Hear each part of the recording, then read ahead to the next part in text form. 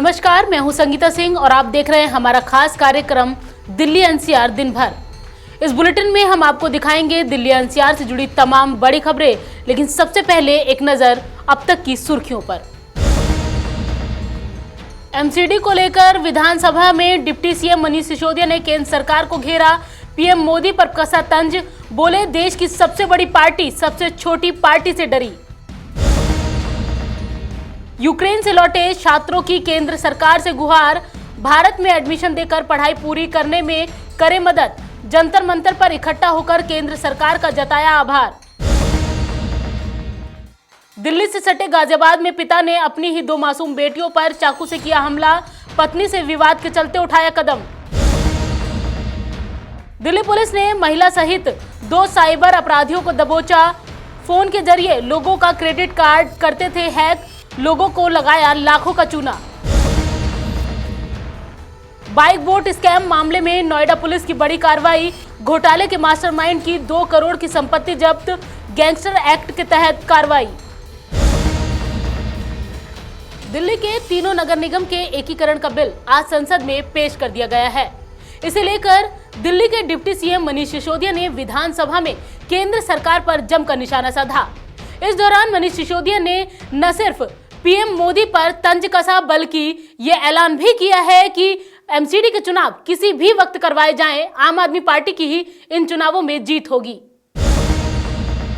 हो रहा है कि देश का प्रधानमंत्री किसी अपोजिशन के लीडर को हराने के लिए म्युनिसिपैलिटी की टेंशन ले रहा है। देश का प्रधानमंत्री किसी अपोजिशन के लीडर को रोकने के लिए एक म्युनिसिपैलिटी के चुनाव में इंटरेस्ट ले रहा है। पहली बार हो रहा है देश में, नहीं तो देश के प्रधानमंत्रियों ने बड़ी चीजों में इंटरेस्ट लिया, कभी नहीं लिया। यह बिल क्या कह रहा है? कुल मिला के बिल यही कह रहा है कि अब म्युनिसिपैलिटी को, एमसीडी को प्रधानमंत्री जी चलाएंगे। देश चलाते चलाते केजरीवाल जी के डर से म्युनिसिपैलिटी चलाने पे आ गए। देश चलाते चलाते, और ये केजरीवाल का डर अच्छा है, ये जरूरी है, ये डर जरूरी है। देश चलाते चलाते देश चलाने वाला आदमी केजरीवाल जी के डर से म्युनिसिपैलिटी चलाने के लेवल तक आ गया। सबसे बड़ी पार्टी के लीडर को छोटी सी पार्टी के लीडर का इतना डर। देश के पीएम कह रहे हैं कि म्युनिसिपैलिटी मैं चलाऊंगा। प्रधानमंत्री जी कह रहे हैं कि एमसीडी भी मैं चलाऊंगा, नहीं तो एमसीडी में भी केजरीवाल आ जाएगा। मैं जानता हूं कि ये बिल संसद में आया है और संसद में तो पास होगा ही होगा और ये कानून भी बनाएंगे, इनके पास में पावर है। लेकिन फिर भी मैं कहना चाहता हूं कि चुनाव करवाइए, हारिए या जीतिए, आम आदमी पार्टी हारे या जीते, लोकतंत्र को जीतने दीजिए। इतना मत घबराइए कि देश का सबसे बड़ा मुखिया देश के एक शहर की म्युनिसिपैलिटी के चक्कर में पड़ जाए और प्रधानमंत्री का पद इतना नीचे गिरा दे, प्रधानमंत्री के पद की गरिमा को गिरा दे, सिर्फ इसलिए क्योंकि आप अपोजिशन के लीडर को रोकना चाहते हैं, सिर्फ इसलिए क्योंकि आप केजरीवाल जी को रोकना चाहते हैं। केजरीवाल जी नहीं रुकने वाले, कुछ भी कर लो, केजरीवाल तो आएगा, केजरीवाल तो आएगा। ये तो होने वाला है, ये नहीं रुकने वाला आपसे। आप म्युनिसिपैलिटी में इंटरवेंशन करो, आप वार्ड में इंटरवेंशन करो, जिसमें भी करो। केजरीवाल जी दिल्ली की जनता के दिल में बैठे हैं। एमसीडी में केजरीवाल दिल्ली की जनता ने ठान लिया है, लेके आएगी। आप अभी चुनाव कराओ, 6 महीने बाद कराओ, 1 साल बाद कराओ, हम भी यहीं बैठे और आप भी यहीं बैठे, बात करें। रूस और यूक्रेन के बीच जारी युद्ध थमता नजर नहीं आ रहा है और इस बीच यूक्रेन से भारत लौटे 20,000 से ज्यादा छात्रों और उनके परिजनों को भविष्य की चिंता सताने लगी है। दिल्ली के जंतर मंतर पर अलग अलग राज्यों के छात्र और उनके परिजन पहुंचे, यहां केंद्र सरकार का आभार जताया, साथ ही भारत के कॉलेजों में उन्हें एडमिशन देकर उनकी पढ़ाई पूरी कराने की मांग भी की।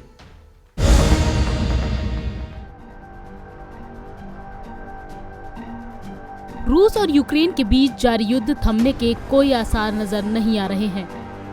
युद्ध के हालातों से भारत सरकार 20,000 से ज्यादा छात्रों को ऑपरेशन गंगा चलाकर यूक्रेन से सही सलामत वापस लेकर आई। अब इन छात्रों और उनके परिजनों को भविष्य की चिंता सताने लगी है। अलग अलग राज्यों के ये छात्र अपने परिजनों के साथ दिल्ली के जंतर मंतर पहुंचे। यहाँ उन्होंने यूक्रेन में मारे गए भारतीय छात्र को कैंडल जलाकर श्रद्धांजलि दी और मोदी सरकार से भारत के कॉलेजों में उन्हें एडमिशन दिए जाने की अपील भी की। पटियाला पंजाब, और मेरी बेटी हर्षिता राणा जो 5th ईयर में Kharkiv national medical university in Ukraine में स्टडी कर रही थी।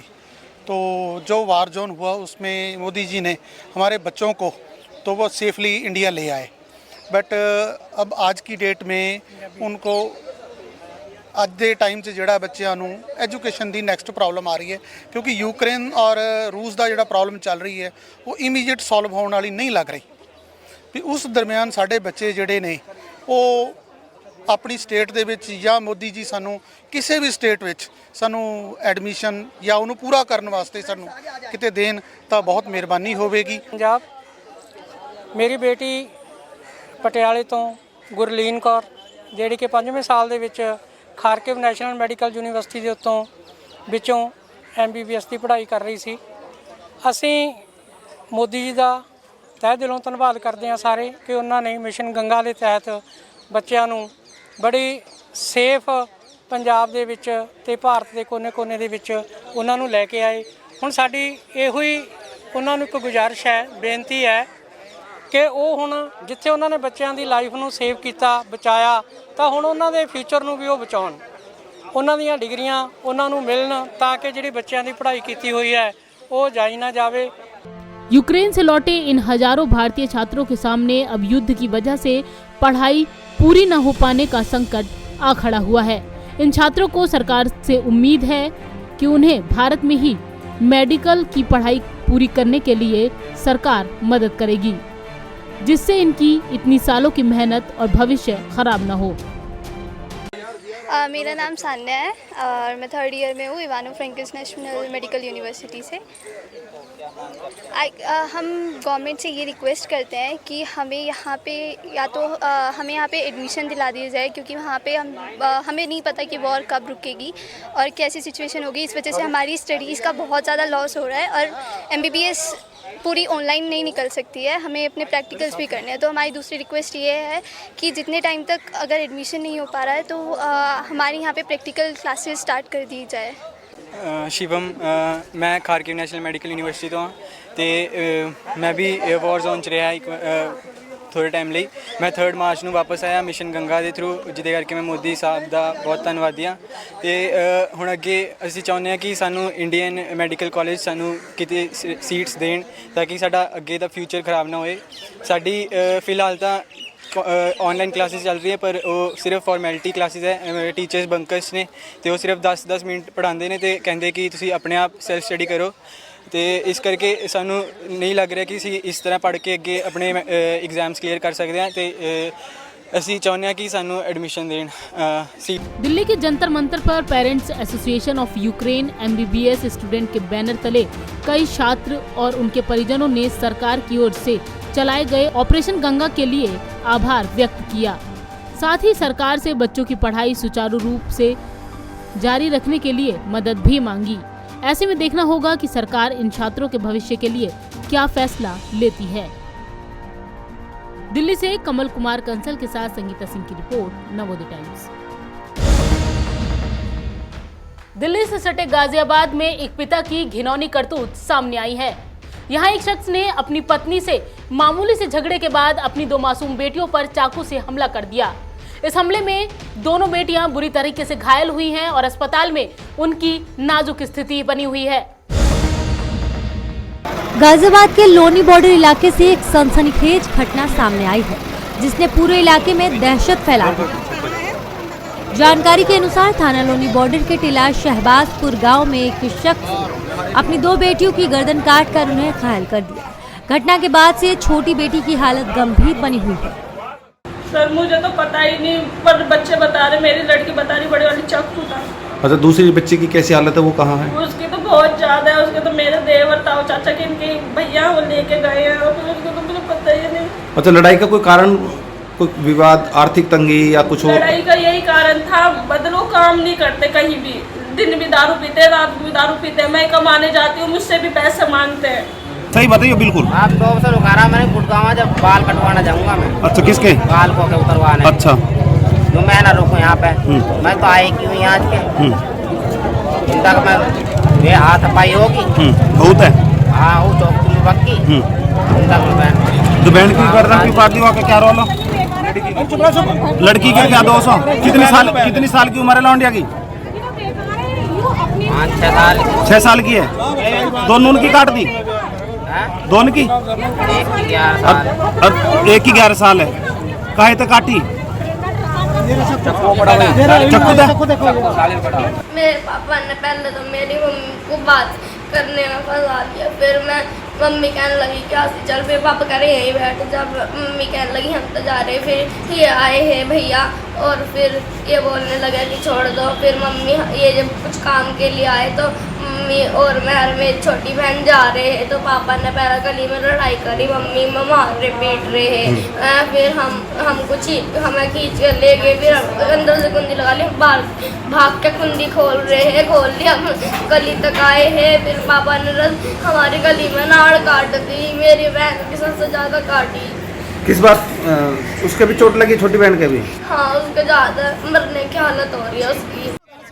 पुलिस ने बताया कि आरोपी सतवीर ने अपनी 5 वर्षीय और 11 वर्षीय बेटी की गर्दन पर चाकू से वार कर दिया। इसके बाद उसने अपनी गर्दन पर भी चाकू से वार करने का प्रयास किया। ये घटना उसने अपने पत्नी से झगड़े के बाद अंजाम दी। सूचना मिली कि एक व्यक्ति द्वारा अपनी बच्चियों के ऊपर धारदार हथियार से उनके गर्दन को काट दिया गया है। पड़ोसियों द्वारा उसे पकड़ लिया गया था। पूछताछ में पता चला उसका नाम सतवीर है। काफ़ी दिनों से अपने पत्नी से उसका विवाद चल रहा था। उस विवाद से पत्नी मायके रह रही थी। आज वो देवी पूजन के लिए गांव आई हुई थी और वो जिद कर रहा था पत्नी को अपने साथ रखने को। पत्नी नहीं मानी, इससे आक्रोशित होकर के वह चाकू द्वारा दोनों बच्चियों के गर्दन पर वार किया, जिससे कि वो गंभीर रूप से घायल हो गई। एक का इलाज गांव के ही जिला शाहबाजपुर के ही श्री कृष्णा हॉस्पिटल में चल रहा है। दूसरा जो ज़्यादा सीरियस थी उसे जीटीबी में भेज दिया गया। दोनों खतरे से बाहर हैं बच्चियाँ और पुलिस द्वारा हिरासत में लेकर के विधिक कार्रवाई की जा रही है। क्षेत्राधिकारी लोनी रजनीश उपाध्याय का कहना है कि आरोपी सतवीर ने अपनी गर्दन पर चाकू से वार करने का प्रयास किया था। वारदात में घायल हुई 5 साल की बच्ची की हालत गंभीर बनी हुई है। गाजियाबाद से नवोदय टाइम्स के लिए विकास कुमार की रिपोर्ट।